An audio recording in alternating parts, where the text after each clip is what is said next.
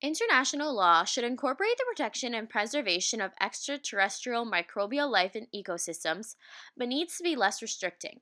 Decontamination measures have made research and discovery of potential livable conditions on Mars and other planets extremely limited. Missions have become restrictive and unsuccessful. The International Council for Science Committee on Space was created in the 1960s. The committee created the United Nations Outer Space Treaty in 1967 that said that the exploration of the moon and other extraterrestrial bodies must be done in a non harmful way. These laws were created with the protection of scientific research in mind, but in actuality restrict research. Before a spacecraft can be launched, it must be under special protocol. It has to be sterilized in accordance with strict rules. This can add up to years and millions of dollars to the development of the mission. Even with these strict protocols, current techniques are not capable of cleansing microbes. For example, Apollo astronauts found bacteria from the moon 2.5 years later, even after a total vacuum. As soon as potential conditions for life are found, there are extreme restrictions on the area. Carl Sagan, one of the best known astronomers of the 20th century, stated, "Mars then belongs to the Martians, even if they Martians are only microbes." Therefore, the protection created for extraterrestrial life has become too severe in order to allow scientific research to expand. Scientific American 2015.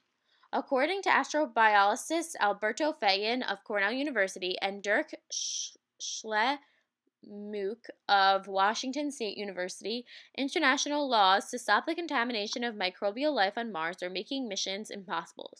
Researchers argue that these protocols must be revised. There have been 3.8 billion years of meteorite impacts and also several spacecraft visits that have could already transferred microorganisms from Earth to Mars. Therefore, earthly organisms have had eons to try and survive on Mars. Contamination could be continuously occurring without human intervention.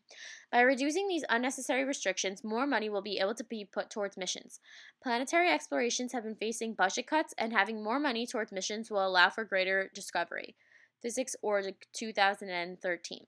The money that is going to the sterilization could be used to sending rovers that can dig deeper, more complex experiments, or a greater variety of spacecrafts. Space missions are costly, and the sterilization measures make it even more costly.